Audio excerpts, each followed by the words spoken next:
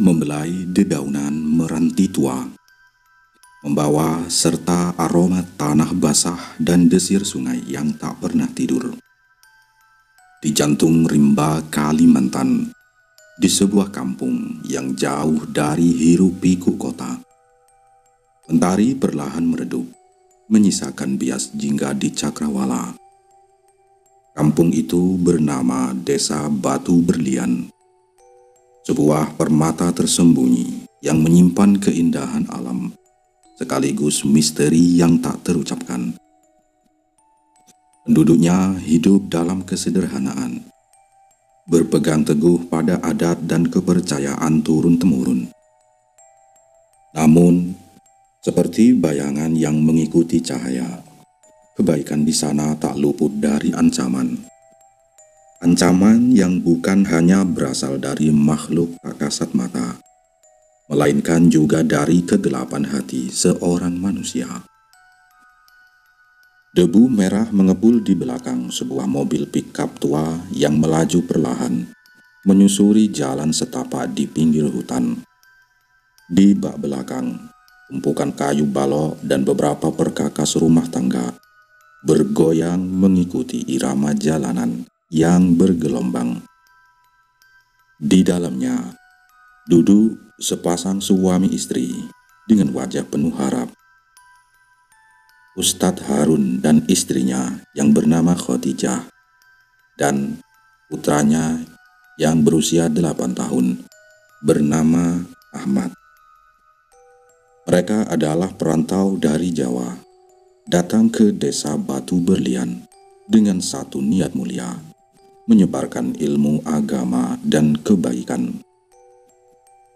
Alhamdulillah, akhirnya sampai juga, Bang, ujar Khadijah. Suaranya lembut diringi senyum simpul. Ia mengusap peluh di kening suaminya. Ustadz Harun membalas senyum istrinya.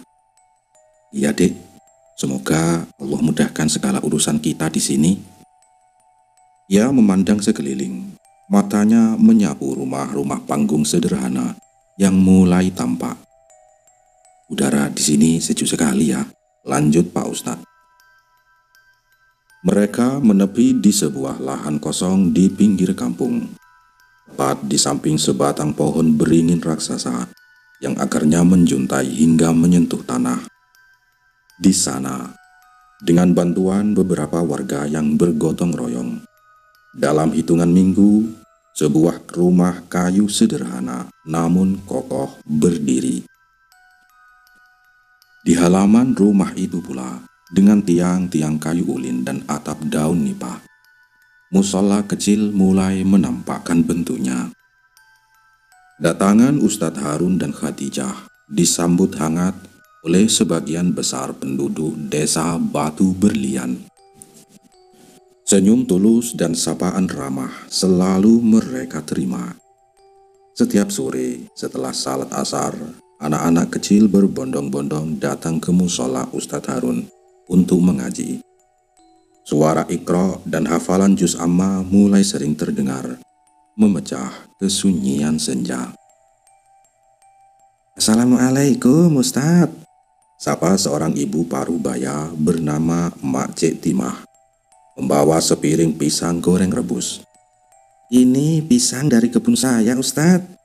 Untuk teman minum teh, katanya. Waalaikumsalam, Mak Cik Timah. Ya Allah, repot-repot sekali, balas Ustadz Harun dengan senyum hangat. Terima kasih banyak ya Mak Cik, katanya. Tidak repot, Ustadz. Kami senang sekali Ustadz dan Ibu Khadijah ada di sini.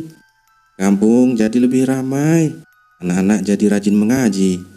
Semoga Ustadz dan Ibu betah di sini ya, ujar Mak Cik Timah dengan ketulusannya. Namun, tidak semua sambutan semanis gula aren. Ada satu sosok yang memandang kedatangan Ustadz Harun dengan tatapan tidak suka. Kepala Desa Sarkam. Ia adalah pria berperawakan gempal dengan kumis tebal melintang. Sorot matanya seringkali memancarkan kegelapan.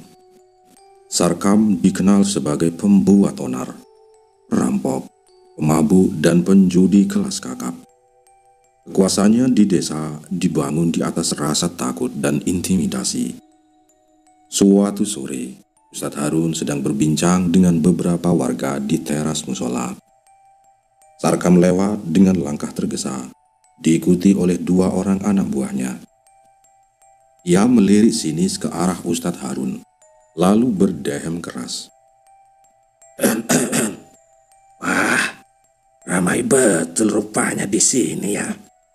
Sindir Sarkam, suaranya berat dan mengintimidasi.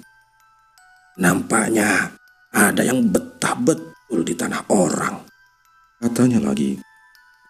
Ustadz Harun menoleh dan tersenyum ramah. Assalamualaikum Pak Sarkam. Alhamdulillah, kami betah sekali di sini. Masyarakat desa Batu Berlian sangat baik, kata Pak Ustadz. Sarkam hanya mendengus, tidak membalas salam. Baik. Alah, entahlah. Jangan sampai kebaikan itu jadi bumerang nanti, Ucapnya dengan nada penuh ancaman, lalu melanjutkan langkahnya tanpa menunggu jawaban. Warga yang ada di sana sontak terdiam. Mereka tahu maksud ucapan Sarkam. Rasa takut menyelubungi mereka. Namun Ustadz Harun tetap tenang. Ia memahami bahwa tantangan terbesarnya bukan hanya melawan kebodohan, tapi juga menghadapi kegelapan hati manusia. Sudahlah Ustadz, jangan hiraukan dia, Bisik Pak Mail, salah seorang warga yang paling sering membantu Ustadz Harun. Sarkam memang begitu, tidak suka kalau ada yang mengajarkan kebaikan. Dia takut kalau warga jadi orang beriman, nanti tidak ada lagi yang mau ikut berjudi atau minum-minum, kata Pak Mail melanjutkan. Ustadz Harun mengangguk.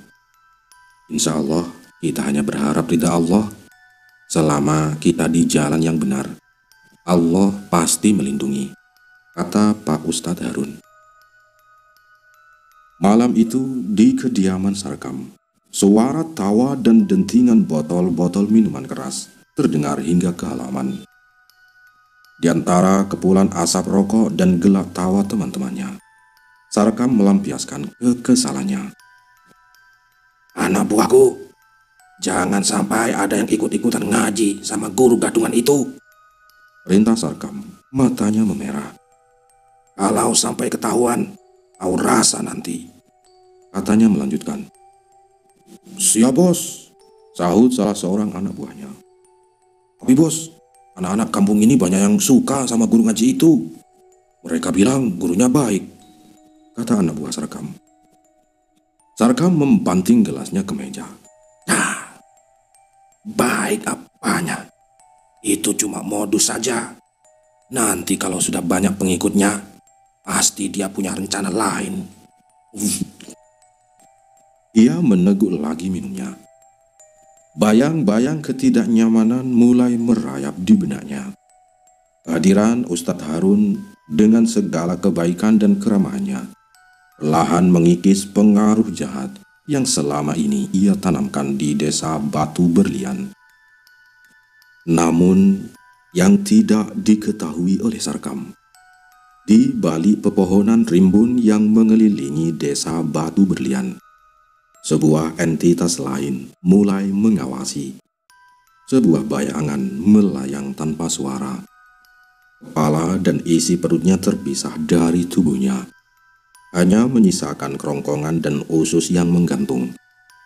Matanya merah menyala di kegelapan malam, mengamati setiap gerak-geri manusia, seolah mencari mangsa. Kuyang, hantu gentayangan khas Kalimantan, mulai merasakan adanya energi baru di kampung itu. Dan kedatangan energi baru ini, entah membawa berkah atau malapetaka, akan segera terkuak di bawah naungan bulan sabit yang mengintip dari balik awan. Di ujung kampung, terpisah oleh sepetak kebun karet yang rimbun, berdirilah sebuah rumah panggung megah berarsitektur khas Kalimantan. namun dengan sentuhan modern. Catnya yang masih baru dan halamannya yang terawat rapi menandakan kemewahan yang kontras dengan rumah-rumah sederhana di sekitarnya. Itulah kediaman Hajah Ruhaya, seorang janda kaya raya yang namanya tak asing lagi bagi seluruh penduduk desa Batu Berlian, bahkan hingga ke desa-desa tetangga. Hajah Ruhaya, meski usianya menginjak kepala 4, masih memancarkan aura kecantikan dan kemudahan. Kulitnya bersih terawat, senyumnya lembut, dan bicaranya santun. Namun, ada tatapan mata yang kadang memancarkan kesedihan mendalam. Sisa duka sepeninggal suaminya, Haji Burhan, yang wafat beberapa tahun lalu karena penyakit misterius. Dari pernikahannya, ia dikaruniai 2 orang anak, Alisa yang kini duduk di bangku SD, dan si bungsu Raffi yang masih riang bermain di taman kanak-kanak. Kekayaan Hajah Ruhaya tak perlu diragukan lagi. Pabrik pengolahan karet miliknya tersebar di beberapa kecamatan, dan kebun karetnya membentang luas, bak lautan hijau yang tak berujung. Mayoritas penduduk desa Batu Berlian bergantung hidup padanya. Para lelaki bekerja sebagai penyadap karet, ngumpul getah atau buruh pabrik.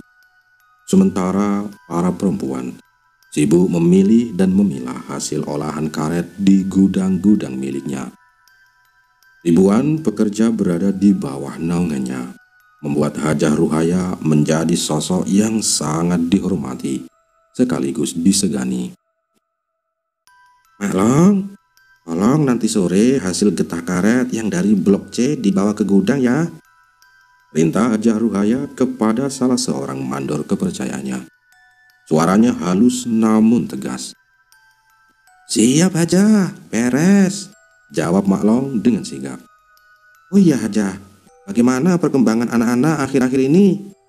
Alisa dan Raffi suka tidak dengan guru ngaji yang baru itu? Kata Maklong. Hajah Ruhaya tersenyum tipis. Alhamdulillah, mereka sangat suka Maklong. Ustadz Harun dan Ibu Khadijah itu orangnya ramah sekali. Alisa jadi makin lancar mengajinya. Raffi juga sudah hafal beberapa surah pendek, kata Hajah Ruhaya. Oh syukurlah kalau begitu Hajah. Kami semua di kampung ini juga senang dengan kedatangan Ustadz Harun. Kampung jadi terasa lebih tenang, ujar Maklong mengangguk-angguk. Tidak seperti dulu, banyak sekali kekacauan ulah Pak Sarkam itu, katanya melanjutkan. Ekspresi Hajah Ruhaya sedikit berubah mendengar nama Sarkam. Ada kerutan samar di dahinya. Semoga saja Pak Sarkam bisa berubah ya Maklong. Semua kebaikan pasti akan membawa berkah, kata Hajah Ruhaya. Maklong hanya menghela nafas panjang, enggan berkomentar lebih jauh tentang kepala desa Sarkam. Ia tahu betul bagaimana ulah Sarkam selama ini selalu meresahkan warga, termasuk sesekali mencoba mengganggu bisnis Hajah Ruhaya, meskipun selalu gagal. Sore harinya, saat Ustadz Harun dan Khadijah sedang menyiram tanaman di halaman rumah, sebuah mobil mewah berwarna hitam melintas pelan dan berhenti tepat di depan musola. Jendela mobil terbuka, menampakkan wajah Hajah Ruhaya yang tersenyum. Assalamualaikum Ustadz, Ibu Khadijah, sapa Hajah Ruhaya ramah. Waalaikumsalam Hajah Ruhaya, jawab Ustadz Harun dan Khadijah serempak. Maaf mengganggu Ustadz, saya hanya ingin mengucapkan terima kasih banyak atas bimbingan Ustadz kepada anak saya Alisa dan Raffi. Mereka jadi sangat bersemangat mengaji, kata Hajah Ruhaya tulus. Nanti malam jika Ustadz dan Ibu tidak keberatan, saya ingin mengundang makan malam di rumah. Ada sedikit syukuran kecil, kata Hajah Ruhaya. Khadijah menoleh ke arah Ustadz Harun yang mengangguk. Terima kasih banyak atas undangannya, Hajah. Insya Allah kami akan datang, kata Ustadz Harun. Alhamdulillah, saya tunggu ya Ustadz, Ibu, ucap Hajah Ruhaya sebelum mobilnya perlahan melaju pergi. Singkat cerita, malam harinya, rumah Hajah Ruhaya dipenuhi dengan hidangan lezat dan suasana hangat. Selain Ustadz Harun dan Khadijah, beberapa tokoh masyarakat dan kerabat dekat Hajah Ruhaya juga hadir. Anak-anak Hajah Ruhaya, Alisa dan Raffi, tampak ceria bermain dengan anak-anak Ustadz Harun yang juga ikut. Di tengah perbincangan, Ustadz Harun memberanikan diri bertanya, "Maaf Hajah, kalau boleh tahu, mengapa Hajah memilih tinggal di pinggir kampung yang cukup terpencil ini? Padahal dengan kekayaan Hajah, bisa saja tinggal di kota besar," kata Ustadz Harun. Hajah Ruhaya tersenyum sendu. Ini pesan dari almarhum suami saya, Ustadz. Beliau ingin saya dan anak-anak tetap dekat dengan alam, dekat dengan masyarakat yang sederhana. Beliau percaya ketenangan sejati ada di sini, bukan di keramaian kota. Ia berhenti sejenak, tatapannya menerawang jauh. Dan juga Ustadz, ada sesuatu yang mengikat saya di tempat ini, kata Hajah Ruhaya. Khadijah merasa ada nada misterius dalam ucapan Hajah Ruhaya. Namun ia memilih untuk tidak bertanya lebih lanjut. Di luar rumah, di tengah rimbunnya pohon karet, sosok bayangan kembali melintas tanpa suara. Kali ini, bayangan itu berputar-putar di sekitar rumah Hajah Ruhaya, seolah mencium aroma tertentu yang sangat menggoda. Mata merah menyala itu menyorot tajam ke arah jendela kamar Hajah Ruhaya. Tempat sebuah cermin besar tergantung. Kemudian bayangan itu perlahan menghilang di antara gelapnya dedaunan, meninggalkan hawa dingin yang menusuk. Singkat cerita, malam beranjak larut. Setelah semua tamu pulang, kemewahan rumah Hajah Ruhaya kembali diliputi kesunyian. Anak-anaknya, Alisa dan Raffi, sudah terlelap di kamar masing-masing. Hajah Ruhaya melangkah pelan menuju kamar pribadinya. Sebuah ruangan luas yang didominasi warna lembut dan perabotan kayu jati ukiran khas Kalimantan. Di sudut ruang kamar, terpampang sebuah cermin besar dengan bingkai perak yang sudah kusam, seolah menyimpan rahasia usang. Hajah Ruhaya mengunci pintu kamarnya dari dalam. Wajah cantiknya kini memancarkan ekspresi yang berbeda. Bukan lagi keramahan yang anggun, melainkan kekosongan dan tatapan mata yang dalam.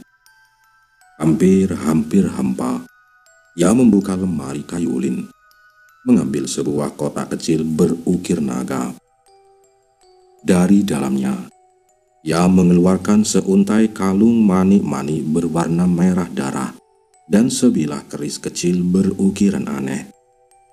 Dengan gerakan ritualistik yang telah ia lakukan berkali-kali, ia mulai mengenakan kalung itu, lalu mengoleskan cairan kental berwarna merah hitam dari sebuah botol kecil ke sekujur lehernya. Cermin besar di hadapannya memantulkan bayangan Hajah Ruhaya yang mulai bergetar. Perlahan, sesuatu yang mengerikan mulai terjadi. Kulit di sekitar lehernya tampak meregang. Urat-urat menonjol seperti akar pohon. Dan sebuah suara retakan tulang yang menyeramkan terdengar samar. Dalam hitungan detik, kepala Hajah Ruhaya terlepas dari raganya, meninggalkan tubuhnya yang tergeletak tak berdaya di lantai kamar. Yang tertinggal hanyalah potongan leher yang menganga, memperlihatkan kerongkongan dan organ-organ dalam yang menggantung menjuntai, basah, dan berlendir. Mata kuyang yang kini bertengger di kepala yang melayang itu memancarkan cahaya merah menyala penuh nafsu. Malam itu, di sebuah rumah panggung sederhana di ujung kampung, hiduplah sepasang suami istri muda bernama Sumin dan Aminah. Aminah sedang hamil besar. Usia kandungannya sudah menginjak 8 bulan. Wajahnya yang pucat dan perutnya yang membuncit tak menyurutkan senyumnya. Mereka sangat menantikan kelahiran anak pertama mereka. Bang Sumin, jangan lupa nanti malam gajah-gajah itu dipasang di jendela, pinta Aminah sebelum tidur, merujuk pada beberapa helai daun jeruju yang dipercaya bisa mengusir makhluk halus. Iya, nanti nah, sudah abang pasang kok, jawab Sumin dengan mata mengantuk. Sudah tidur saja, besok kita ke kebun lagi, kata Sumin. Malam semakin larut. Keheningan mencekam menyelimuti desa Batu Berlian. Suara jangkrik bersahutan, diselingi lolongan anjing liar yang terdengar panjang dan pilu, seolah merasakan firasat buruk. Desir angin yang mendadak dingin menerpa celah-celah dinding kayu rumah Sumin, membuat Aminah menggigil. Tiba-tiba, Aminah terbangun. Keringat dingin membasahi pelipisnya. Ia mendengar sesuatu.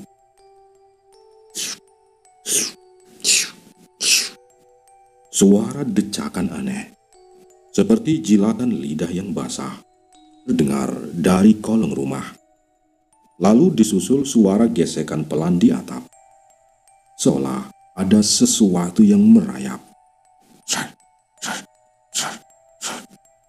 Jantungnya berdebar kencang. Naluri keibuannya menjerit. Bang Sumin, bang, bangun bang, bisi Aminah mengguncang bahu suaminya. Ada suara aneh di luar bang, sepertinya ada sesuatu di atap. Bangun bang, kata istrinya.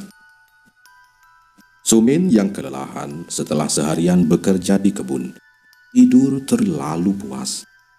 Dengkurannya terdengar pelan, tak terusik sedikit pun oleh kegelisahan istrinya.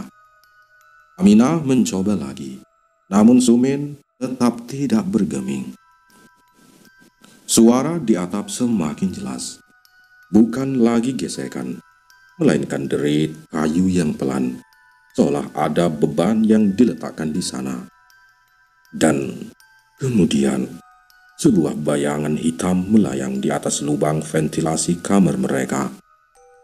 Bayangan itu semakin membesar, memenuhi lubang kecil itu. Aminah terbelalak. Ia melihatnya. Sepasang mata merah menyala yang menatap langsung ke arahnya, penuh nafsu mengerikan. Astagfirullahaladzim, desis Aminah. Tubuhnya kaku ketakutan. Ia ingin menjerit, ingin membangunkan suaminya. Namun suaranya tercekat di tenggorokan. Bau anyir dan amis darah yang menusuk hidung mulai tercium. Kemudian, sesuatu yang lebih mengerikan terjadi. Kepala itu, yang masih menggantung dengan usus-usus dan organ dalam menjuntai, perlahan menyusup masuk melalui lubang ventilasi yang sempit. Tubuhnya yang melata seperti cacing raksasa, kini berada di dalam kamar mereka.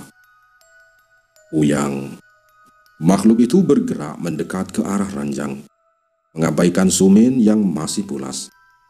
Mata merahnya terpaku pada perut buncit Aminah. Dengan gerakan tak terduga, uyang itu menembus kain sarung yang menutupi perut Aminah. Ia merobek kulit dan daging dengan gigi-giginya yang tajam, mencari-cari apa yang diincarnya. Darah segar menyembur, membasahi spray. Aminah hanya bisa memeki tertahan. Rasanya tubuhnya seperti kaku, tidak bisa ngapa-ngapain. Air mata mengalir deras dari sudut matanya. Rasa sakit yang teramat sangat menyergapnya. Namun, Rasa ngeri melihat wujud kuyang di hadapannya membuat seluruh syarafnya lumpuh. Ia melihat dengan mata kepala sendiri bagaimana makhluk menyeramkan itu menarik paksa bayinya dari dalam rahimnya. Bayi yang belum sempat melihat dunia kini sudah direnggut paksa oleh kegelapan. Kuyang menarik bayinya dengan kasar. Lalu dengan cepat ia kembali menyusup keluar melalui lubang ventilasi, menghilang di kegelapan malam. Hanya selang beberapa detik setelah kuyang menghilang, Sumin tersentak bangun. Ia merasa ada yang basah di kasur. Bau anyir darah menyeruak memenuhi ruangan. Nah, ada apa ini, Nah? Seru Sumin menyalakan lampu minyak dengan tangan gemetar. Pandangan matanya jatuh pada Aminah. Istrinya tergeletak tak berdaya. Perutnya robek menganga dan darah membanjiri kasur. Wajah Aminah pucat pasi. Air mata membasahi pipinya dan napasnya tersengal-sengal. Bayi kita, Bang. Bisi Aminah dengan suara parau, menunjuk ke arah perutnya yang kosong. Sebelum akhirnya mata Aminah terpejam. Aminah! Jeritan pilu Sumin memecah kesunyian malam di desa Batu Berlian, bergema di antara pepohonan, seolah menjadi penanda dimulainya sebuah teror yang lebih besar. Suara lolongan anjing kembali terdengar. Kali ini lebih panjang dan menakutkan, seolah turut meratapi tragedi yang baru saja terjadi. Sang kuyang telah mengambil nyawa tak berdosa, dan bayangan kematian kini mulai menyelimuti kampung yang damai itu. Misteri di balik sosok Hajah Ruhaya semakin gelap, dan Ustadz Harun yang selama ini datang membawa cahaya akan segera dihadapkan pada kegelapan paling pekat di tanah Dayak ini. Jeritan pilu Sumin yang menggema di keheningan malam membangunkan seluruh warga desa Batu Berlian. Lampu-lampu minyak dan obor mulai menyala satu persatu, mengusir kegelapan yang pekat. Dengan langkah tergopoh-gopoh, Mak Cik Timah dan Pak Mail tetangga terdekat menjadi orang yang pertama tiba di rumah Sumin. Pemandangan di dalam rumah sontak membuat mereka terpaku. Darah segar membanjiri kasur, dan Aminah terbaring tak bernyawa dengan perut sobek. Innalillahi wa inna ilaihi raji'un, seru Mak Cik Timah. Tangannya menutup mulut menahan isak. Kuyang, pasti kuyang ini. Ki Pak Mail matanya menatap tajam ke arah lubang ventilasi. Sumin, kita kejar dia, kata Pak Mail. Sumin dengan wajah penuh luka dan air mata bangkit. Amarah dan kesedihan membakar dadanya. Ia mengambil parang yang tersandar di dinding. Ayo Pak Mail, kita kejar sampai dapat, kata Sumin. Berita menyebar secepat kilat. Dalam sekejap, puluhan warga berkumpul. Pria-pria bersenjatakan parang, tombak, dan obor, dengan mata merah menyala oleh kemarahan, siap memburu makhluk terkutuk itu. Ustadz Harun dan Khadijah yang juga terbangun mendengar keributan segera menyusul. Melihat kondisi Aminah, Khadijah tak kuasa menahan tangis. Ustadz Harun dengan wajah prihatin namun tegas ikut bergabung dengan rombongan pengejar. Assalamualaikum Ustadz, sapa Pak Mail. Mohon doanya Ustadz, kami akan mengejar iblis itu sampai ke sarangnya. Waalaikumsalam, kita harus waspada, jangan gegabah. Kuyang itu licik Pak, pesan Ustadz Harun. Suaranya tenang, namun ada kekhawatiran di dalamnya. Tapi mari kita cari, semoga Allah tunjukkan jalannya, lanjut Pak Ustadz. Rombongan warga yang dipimpin oleh Sumin dan Pak Mail mulai menyusuri jejak darah yang berceceran dari rumah Sumin. Jejak itu mengarah ke pinggir kampung, menuju rimbunnya hutan karet yang gelap. Obor-obor yang mereka bawa sesekali menerangi tetesan darah segar yang kontras dengan warna tanah dan dedaunan kering. "Lihat, jejaknya masuk ke hutan, Pak Mail," seru salah seorang warga. "Pasti dia lari ke sana. Yuk, jangan sampai lolos," jawab Pak Mail. Mereka menerobos semak belukar, melompati akar-akar pohon yang menonjol, dan menyusuri jalan setapak yang semakin sempit dan gelap. Suara langkah kaki mereka berdesir di antara heningnya hutan. Di kejauhan, lolongan anjing kembali terdengar. Kali ini lebih dekat, seolah mengiringi perburuan mereka. Ustadz Harun berjalan di barisan depan bersama Sumin dan Pak Mail.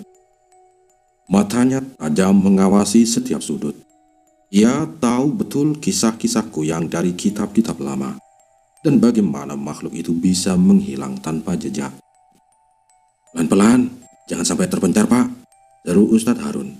"Makhluk itu sangat cepat dan bisa bersembunyi di tempat yang tak terduga," katanya melanjutkan.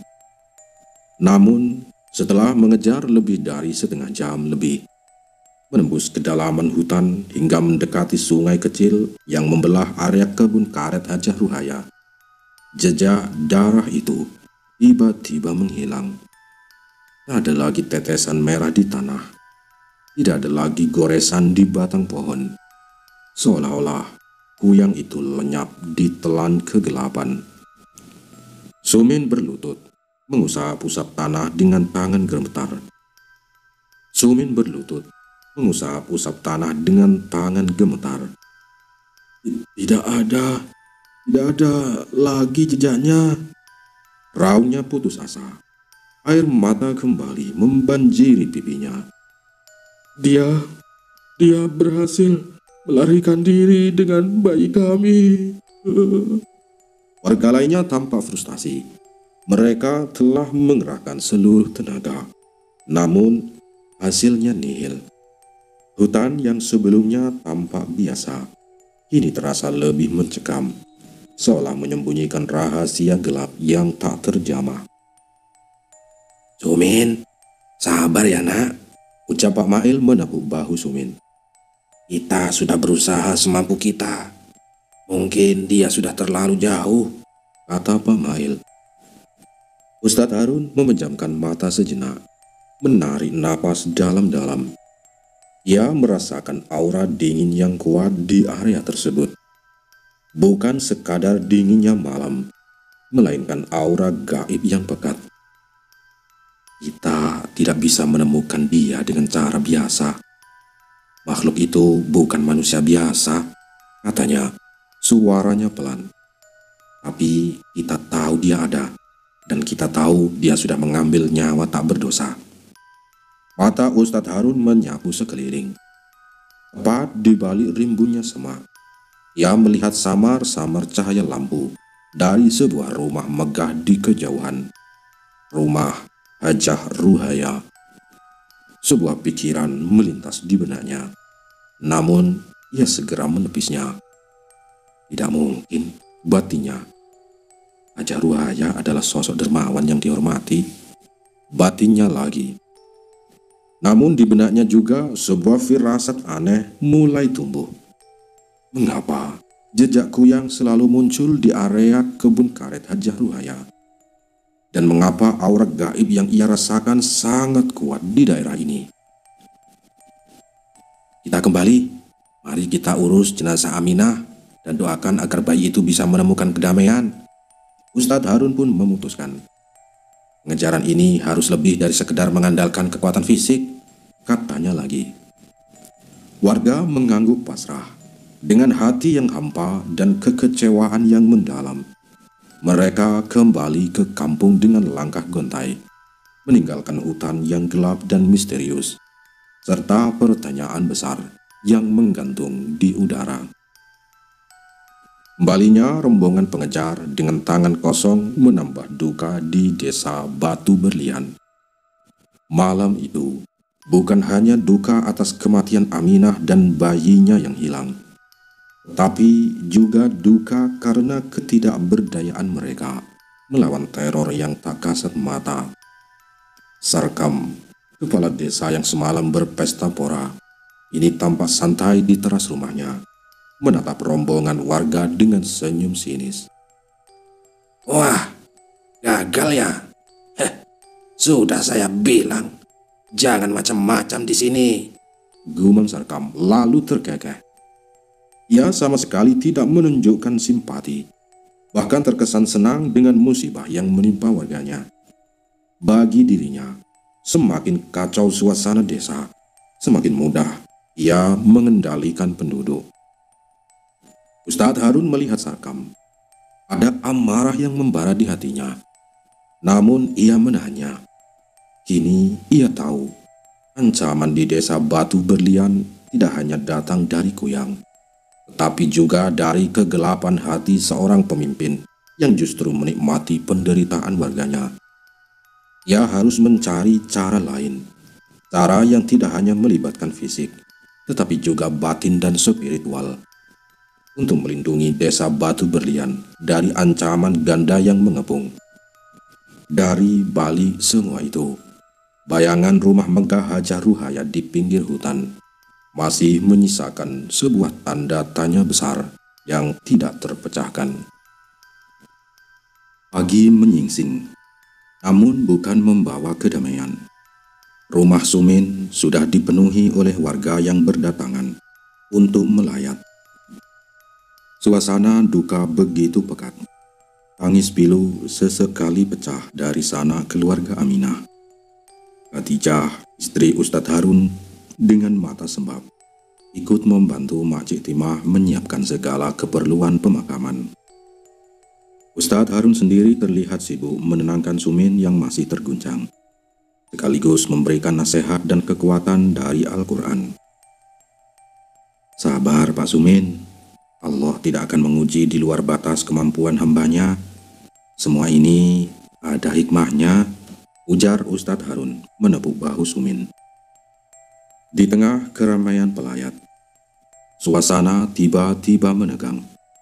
Sebuah mobil jeep tua berhenti di halaman, dan dari dalamnya turunlah kepala desa Sarkam dengan wajah angkuh, diikuti oleh dua anak buahnya yang berbadan besar. Sarkam berjalan masuk, menyalami beberapa warga dengan basa-basi. Namun matanya terus-menerus melirik sinis ke arah Ustadz Harun. Turut berduka cita atas musibah yang menimpa, kata Sarkam dengan nada datar kepada Sumin yang hanya mengangguk lemas. Kemudian Sarkam mulai mendekati kerumunan warga yang lain, berbisik-bisik dengan nada provokatif. Kasihan sekali ya, musibah begini tiba-tiba saja terjadi di kampung kita yang dulunya aman-aman saja, kata Pak Sarkam. Seorang warga yang termakan provokasinya menyahut. Iya Pak Kades, biasanya tidak pernah ada kejadian seperti ini. Sarkam menyeringai tipis. Makanya harus hati-hati dengan orang baru. Kita ini orang kampung, mudah percaya sama orang. Padahal bisa saja mereka datang membawa petaka. Matanya melirik tajam ke arah Ustadz Harun yang sedang membacakan doa di dekat jenazah Aminah. Anak buah Sarkam yang berambut gondrong ikut menimpali. Betul itu Pak Kades. Jangan-jangan yang punya ilmu hitam itu orang-orang baru itu. Katanya kalau kuyang itu bisa jadi dari manusia juga. Bisik-bisik mulai menyebar di antara para pelayat. Beberapa warga mulai saling pandang, menatap curiga ke arah Ustadz Harun dan Khadijah. Fitnah itu seperti racun yang disebarkan pelan-pelan. Saya dengar-dengar istri guru ngaji itu suka sendirian di malam hari. Kadang ada yang lihat bayangan seperti terbang-terbang di atas rumahnya, kata anak buah Sarkam lainnya yang berpura-pura membisik. Namun suaranya cukup keras agar terdengar banyak orang. Ustadz Harun yang mendengar percakapan itu menghentikan bacaan doanya. Ia tahu Ini adalah ulah Sarkam untuk menjatuhkannya. Wajah Khadijah memucat. Ia sangat terkejut mendengar tuduhan keji itu. Pak Mail yang sedari tadi mendengarkan tidak bisa menahan diri. Apa-apaan kalian ini Pak Kades?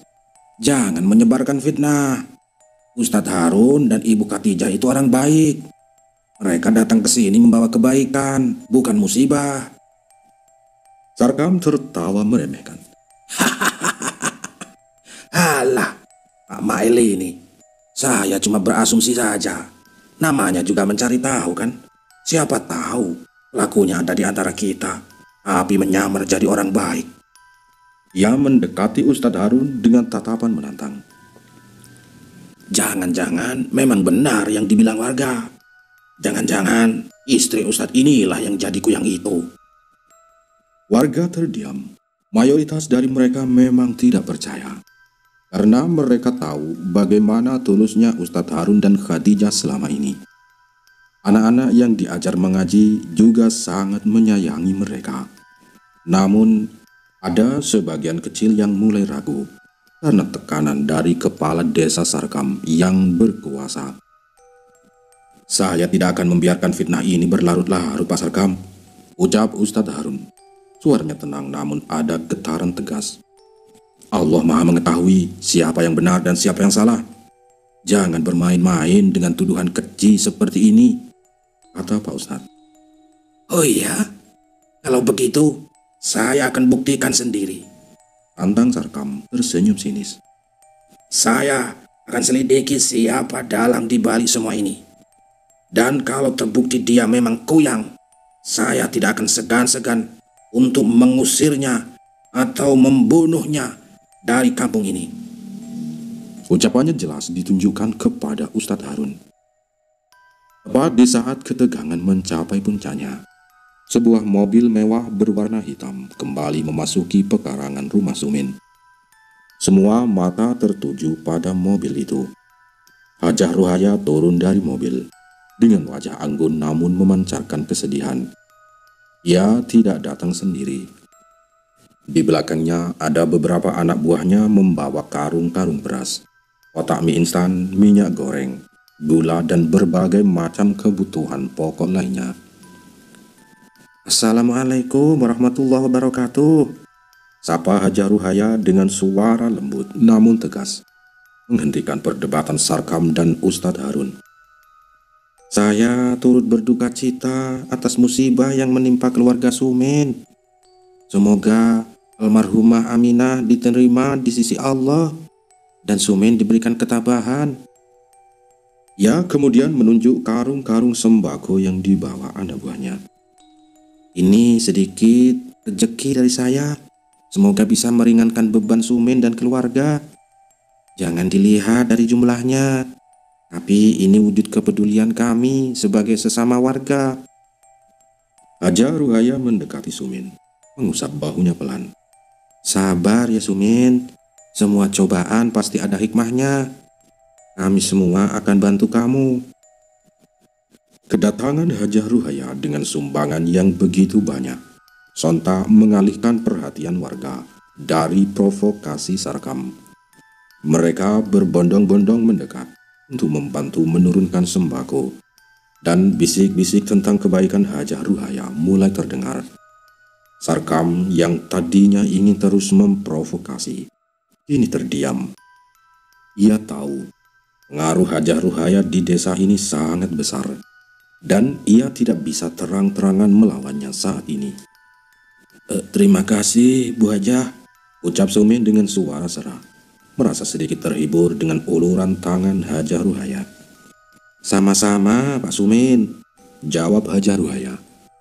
Matanya kemudian melirik ke arah Ustadz Harun, lalu sekilas ke arah Sarkam yang kini tampak salah tingkah. Dalam hati Ustadz Harun, ia merasa lega karena kehadiran Hajah Ruhaya berhasil meredakan ketegangan. Namun di sisi lain, ia juga merasa ada keanehan. Mengapa Hajah Ruhaya selalu datang tepat pada saat-saat penting?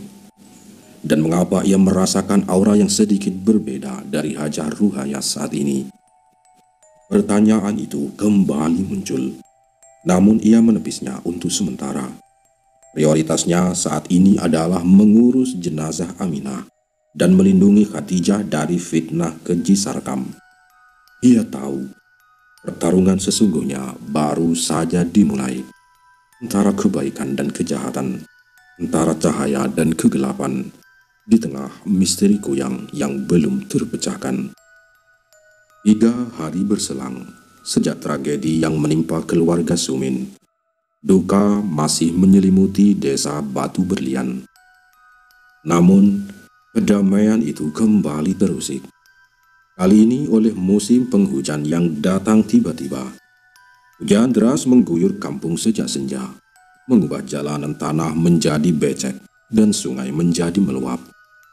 Malam itu sekitar pukul 9, rintik hujan masih setia menabuh atap-atap rumah, menciptakan suasana yang remang dan dingin.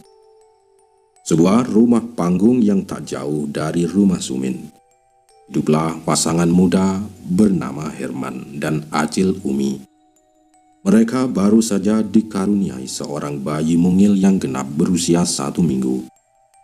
Bayi itu tidur pulas di dalam keranjang ayun yang diletakkan di samping ranjang mereka. Suara hujan yang bergemuruh di luar begitu dominan, sampai-sampai suara tangisan bayi pun tak terdengar. Acil Umi yang sempat terbangun untuk memeriksa bayinya, merasakan hawa dingin menusuk dari arah jendela kamar. Ia pun tersentak. Ini terbuka lebar. Ia pun tersentak. Jendela yang sebelumnya tertutup rapat, kini terbuka lebar, bergoyang diterpa angin dan air hujan.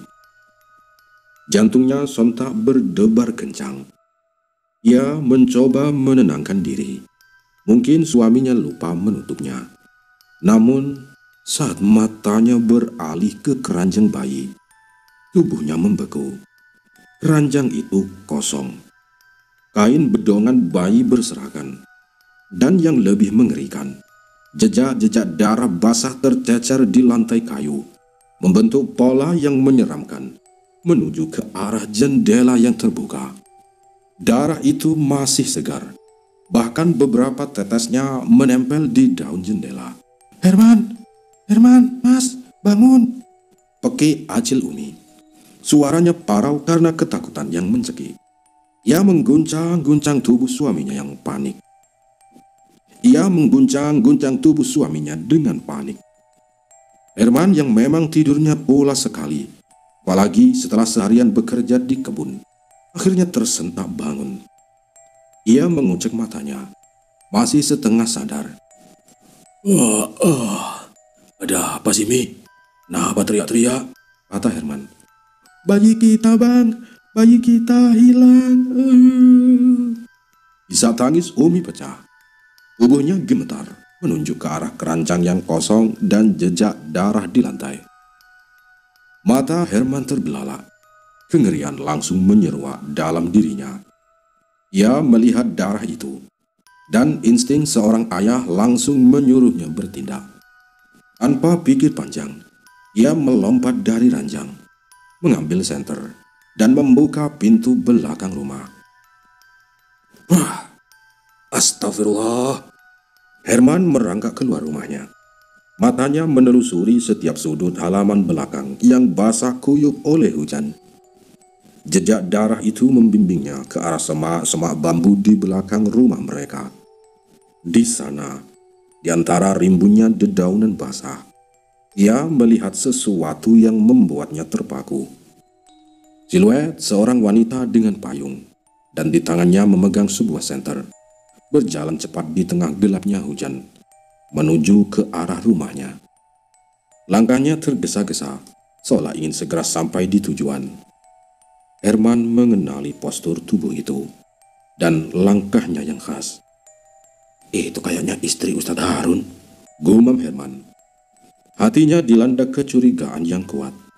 Mengapa Khadijah berjalan sendirian di tengah hujan lebat seperti ini, di malam selarut ini? Dan dari arah belakang rumahnya, 4 jejak darah bayinya menghilang. Tanpa pikir panjang, Herman kembali masuk ke rumah, memeluk istrinya yang masih menangis histeris. Umi, abang tahu siapa pelakunya. Abang akan laporkan ini ke Pak Kades Sarkam. Dan benar saja, dengan langkah cepat dan amarah yang membakar, Herman menerjang hujan menuju rumah kepala desa Sarkam. Ia menggedor pintu rumah itu dengan brutal, tak peduli dengan waktu atau etika. Di saat yang bersamaan, Khadijah, istri Ustadz Harun, akhirnya tiba di rumahnya. Dengan napas terengah-engah dan pakaian yang basah kuyup, ia membuka pintu. Di ruang tengah, Ustadz Harun sudah menunggunya, duduk di kursi rotan dengan wajah khawatir. Waalaikumsalam, Dek. Dari mana saja kamu? Kenapa tidak membangunkan abang? Abang khawatir sekali, ujar Ustadz Harun segera menghampiri istrinya. Khadijah menunduk, bibirnya bergetar. Maafkan saya, Bang. Saya tidak ingin membangunkan abang karena abang terlihat sangat pulas tidurnya. Tadi saya ke sungai buang hajat, kata Ustazah Khadijah. Ke sungai? Tengah malam begini? Hujan-hujan pula. Ustadz Harun menatap istrinya tidak percaya. Khadijah mengangguk lemah. Air matanya mulai menetes. Iya, Bang. Tiba-tiba saja sakit perut.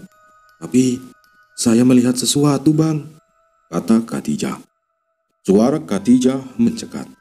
Tubuhnya bergetar hebat. Ustadz Harun memeluknya erat, berusaha menenangkan. Melihat apa, Dek? Ceritakan pada abang. Tadi saat saya di tepi sungai, di bawah pohon besar. Khadijah menarik napas dalam-dalam, berusaha mengumpulkan keberanian. Saya melihat sebuah kepala terbang. Hanya kepala dan isi perutnya yang menjuntai, kata Khadijah. Ustadz Harun menahan napas.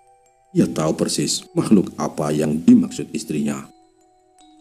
Mata dari kepala itu merah menyala, Bang. Dan di mulutnya ia membawa seorang bayi. Isak tangis Khadijah semakin menjadi-jadi. Bayi itu kecil sekali, Bang. Masih merah. Saya tidak bisa melihat wajahnya, tapi saya yakin itu bayi manusia. Kepala terbang itu sangat cepat menuju ke arah hutan di belakang rumah Haja Ruhaya, lalu menghilang di balik pepohonan di sana. Saya takut sekali, Bang. Saya takut sekali. Khadijah menceritakan kejadian itu dengan detail.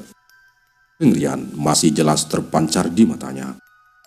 Ustadz Harun memeluk istrinya lebih erat. Ia percaya dengan apa yang Khadijah lihat. Kenyataan bahwa Khadijah menyaksikan langsung wujud kuyang membawa bayi yang baru saja hilang semakin menguatkan keyakinannya bahwa teror ini adalah nyata dan mengancam seluruh kampung. Istighfar, Dek, istighfar. Allah Maha Melindungi, bisik Ustadz Harun. Namun pikirannya sudah berpacu. Dua bayi hilang dalam waktu singkat, jejak darah yang sama, dan kini kesaksian langsung dari istrinya. Ini bukan kebetulan, dan arah hilangnya kuyang selalu menuju ke area hutan di belakang rumah Haja Ruhaya. Sebuah benang merah mulai terkuak, namun masih sangat samar dan menakutkan. Di sisi lain, laporan Herman kepada kepala desa Sarkam telah berhasil menanamkan benih kecurigaan yang kuat. Sarkam yang memang mencari celah untuk menjatuhkan Ustadz Harun, ini memiliki sejuta alasan. Ia akan menggunakan kesaksian Herman untuk mengobarkan fitnah dan memecah belah warga, mempersiapkan panggung untuk konflik yang besar. Malam, hujan itu menjadi saksi bisu, bukan hanya atas hilangnya nyawa tak berdosa, tetapi juga atas terkuaknya identitas kuyang yang semakin mendekat, serta intrik jahat yang siap dilancarkan oleh kepala desa Sarkam. Desa Batu Berlian ini berada di ambang kekacauan di antara teror gaib dan fitnah duniawi. Singkat cerita, keesokan harinya, malam baru saja merangkak. Azan maghrib baru saja usai berkumandang, menciptakan suasana khusyuk di musola Ustadz Harun. Anak-anak santri duduk rapi, melantunkan ayat-ayat suci dengan suara polos mereka. Ustadz Harun duduk di depan membimbing dengan sabar, ketika tiba-tiba suara gaduh dari luar memecah konsentrasi mereka. "Ustadz Harun, keluar kau! Jangan sembunyi di balik ayat-ayat suci!" Sebuah suara menggelegar memecah keheningan malam. Itu suara kepala desa Sarkam. Ustadz Harun menghentikan pelajaran ngajinya. Wajahnya berubah tegang. Anak-anak santri tampak ketakutan. Beberapa mulai bersembunyi di belakang teman mereka. Khadijah yang sedang menyiapkan minuman di dapur segera bergegas menghampiri suaminya dengan cemas. "Ada apa, Bang?" bisik Khadijah. "Kalian di sini saja, Dik, jangan keluar," perintah Ustadz Harun. Ustadz Harun melangkah keluar dari musola, ditemani oleh Pak Mail yang sudah berjaga di teras. Di halaman, Sarkam berdiri dengan angkuh, dikelilingi oleh Herman, juga beberapa anak buahnya. Dan ada juga sekitar 10 warga lain yang tampak terprovokasi. Mereka membawa obor dan tampak siap untuk berkonfrontasi. "Ada apa ini, Pak Sarkam? Mengapa mengganggu ibadah kami?" tanya Ustadz Harun dengan tenang, meskipun hatinya bergemuruh. Sarkam menyeringai. "Mengganggu? Kau pikir ini gangguan? Ini adalah permintaan pertanggungjawaban dari kami, warga desa Batu Berlian yang sudah muak dengan petaka yang kau bawa," kata Sarkam. "Petaka apa yang Tuan maksud?" tanya Pak Ustadz. "Jangan pura-pura bodoh, Ustadz. Sejak kau dan istrimu datang di sini, kampung ini jadi tidak tenang. Pertama, bayi Aminah mati dan hilang. Sekarang, bayi Acil Umi juga hilang tanpa jejak." Sarka menunjuk ke arah Herman. "Dan saksinya ada. Istrimu terlihat berkeliaran di malam hujan itu, sendirian, di dekat rumah korban." Herman pun maju. "Benar, Ustadz. Saya melihat sendiri istri Ustadz berjalan pulang dari arah belakang rumah saya, sekitar tempat bayi saya hilang." Bisik-bisik warga yang terprovokasi semakin riuh. "Ini tak bisa dibiarkan, iya, harus diusut tuntas. Iya, benar-benar, istrinya harus bertanggung jawab, iya." Ustadz Harun menatap Herman, lalu ke Sarkam. "Saudara Herman, saya tahu kamu sedang berduka, tapi jangan menyebarkan fitnah. Istri saya pulang dari sungai karena buang hajat, dan dia melihat sendiri kuyang yang membawa bayi itu menuju hutan. Bukan istri saya pelakunya," kata Ustadz. "Alah, alasan. Mana ada orang buang hajat jauh-jauh ke sungai tengah malam hujan-hujan?" Sarkam mencemooh. "Itu cuma alibi untuk menutupi kejahatan." "Jaga mulutmu, Sarkam," suara Pak Mail menggelegar. "Jangan seenaknya memfitnah orang baik ya. Ustadz Harun dan Ibu Khadijah sudah banyak berbuat baik untuk kampung ini. Anak-anak jadi rajin mengaji, sholat jadi hidup. Mana mungkin mereka berbuat keji seperti itu?"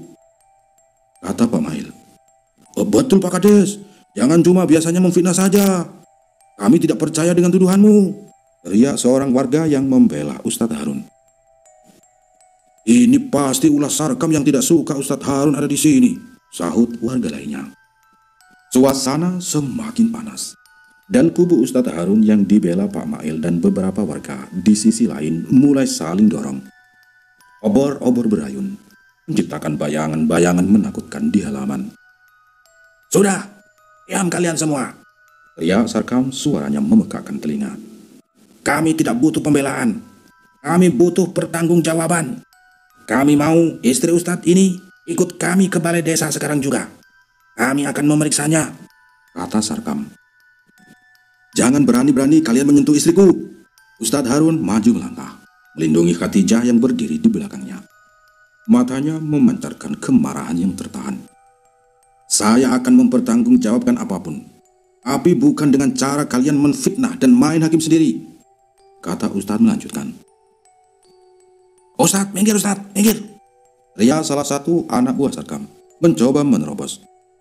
Pak Mail langsung pasang badan menghalangi mereka. "Heh, mau apa kalian?" sergap Pak Mail. "Kalau mau bertengkar, ayo, tapi jangan menyentuh Ustadz dan istrinya, kata Pak Mahil. Perdebatan sengit itu berubah menjadi dorong-dorongan. Beberapa warga hampir baku hantam. Ustadz Harun mengangkat tangan, berusaha menenangkan suasana. Cukup, cukup, hentikan ini semua, seru Ustadz Harun. Suaranya mengandung kekuatan. Saya bersumpah demi Allah, istri saya tidak bersalah. Tapi jika kalian ingin membuktikannya, saya akan tunjukkan kebenaran yang sesungguhnya, kata Ustadz.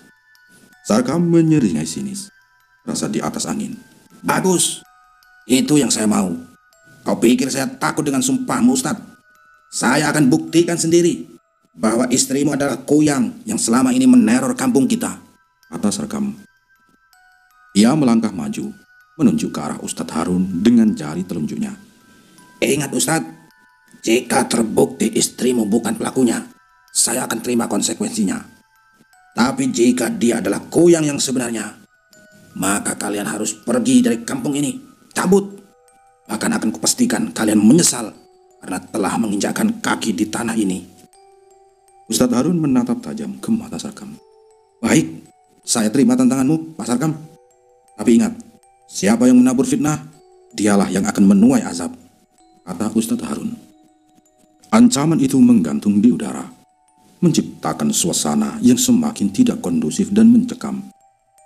Para santri yang mengintip dari dalam rumah semakin ketakutan. Khadijah memegang erat lengan suaminya. Air mata membasahi pipinya. Ia tahu bahaya yang sebenarnya baru saja dimulai. Di satu sisi, ia harus membersihkan namanya dari tuduhan keji. Di sisi lain, misteri kuyang yang sebenarnya masih menunggu untuk terungkap. Dan ia tahu pertaruhan ini akan menjadi sangat besar.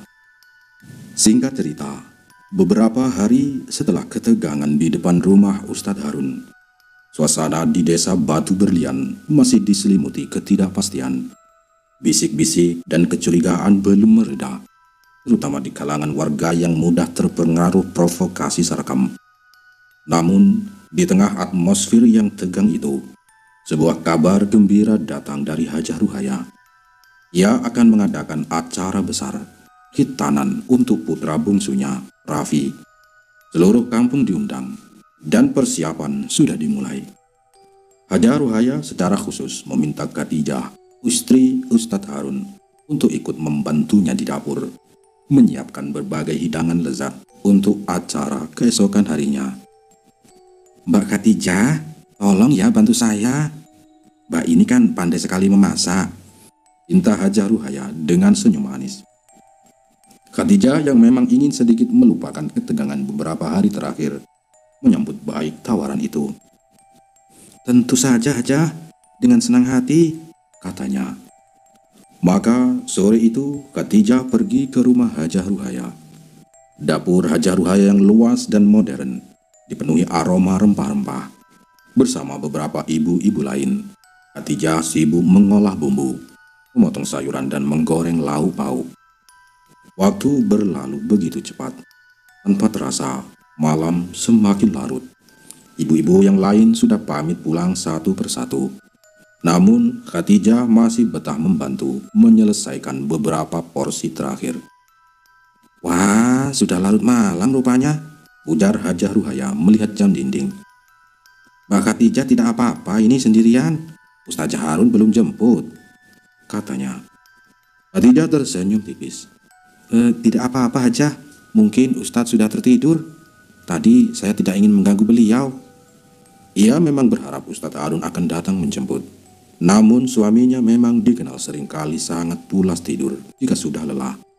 Ia pikir sebentar lagi mungkin ia akan pulang sendiri saja, atau menunggu Hajah Ruhaya mengizinkannya untuk pulang. Kalau begitu saya temani saja sampai Ustadz Harun menjemput, atau biar saya suruh Pak Burhan, sopir saya, mengantar Mbak pulang, tawar Hajah Ruhaya. Tidak usah repot-repot Hajah, sedikit lagi juga selesai. Nanti kalau sudah selesai semua, saya bisa pulang sendiri, jawab Khadijah. Pukul 11 malam, kerjaan di dapur baru selesai sepenuhnya. Khadijah berpamitan pada Hajah Ruhaya. Ia melangkah keluar rumah. Suasana gelap dan sunyi mencekam. Langit memang tidak hujan, tapi udara terasa dingin. Ia mempercepat langkahnya menuju rumah. Sedikit khawatir karena belum juga melihat Ustadz Harun datang menjemput.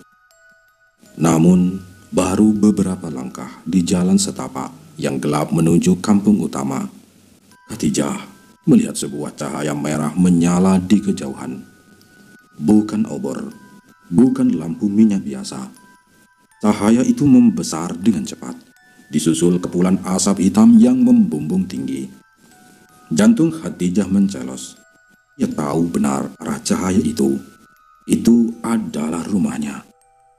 Ya Allah, ada apa itu? Baginya. Firasat buruk langsung menyergapnya. Dengan napas tersengal, Khadijah berlari sekencang-kencangnya, mengabaikan rasa lelah dan takutnya. Semakin dekat ia berlari, semakin jelas ia melihat pemandangan mengerikan di hadapannya. Rumah kayu miliknya, rumah tempat ia dan Ustadz Harun membangun impian dan mengajar anak-anak mengaji, kini dilahap si jago merah. Api berkobar-kobar, melalap dinding dan atap kayu dengan cepat, memancarkan panas yang luar biasa. Asap hitam tebal memenuhi langit malam, membawa bau hangus yang menyesakkan. Warga sudah berhamburan, mencoba memadamkan api dengan ember seadanya. Namun, kobaran api sudah terlalu besar. Suara teriakan panik dan tangisan histeris bercampur baur dengan gemuruh api yang melahap. "Ustadz, anakku, Abi, Abi!" Khadijah berteriak histeris, mencoba menerobos kerumunan warga yang sibuk memadamkan api. Pak Mail menahannya. "Ibu Khadijah, jangan! Apinya sudah membesar sekali!" Wajah Pak Mail pucat pasi, matanya berkaca-kaca. Tapi Ustadz di dalam, anakku juga di dalam." Khadijah memberontak, air mata membanjiri wajahnya. Seorang warga lain mendekat dengan wajah putus asa. "Maafkan kami, Ibu Khadijah. Kami sudah berusaha, tapi api terlalu cepat. Ustadz Harun dan anaknya sudah tidak bisa diselamatkan." Dunia Khadijah runtuh seketika. Ia terhuyung, lututnya lemas. Kabar duka yang lebih pedih dari apapun yang pernah ia bayangkan. Suaminya, cinta hatinya, anaknya, buah hatinya, tewas terbakar di dalam rumah yang kini tinggal puing-puing arang. "Tidak!" Jeritan Khadijah memilukan, menusuk relung hati setiap warga yang mendengarnya. Ia merosot ke tanah, meraung-raung dalam duka yang tak terkira. Kobaran api seolah mentertawakan penderitanya, melahap habis semua kenangan indah mereka. Desa Batu Berlian kembali berduka, dan kali ini duka itu terasa lebih dalam, lebih menghancurkan. Di tengah kekacauan dan kepanikan, kepala desa Sarkam berdiri agak menjauh dari kerumunan, menyaksikan pemandangan itu dengan wajah tanpa ekspresi, bahkan tersenyum tipis. "Mungkin ini karmanya orang-orang yang coba-coba mengusik ketenangan desa."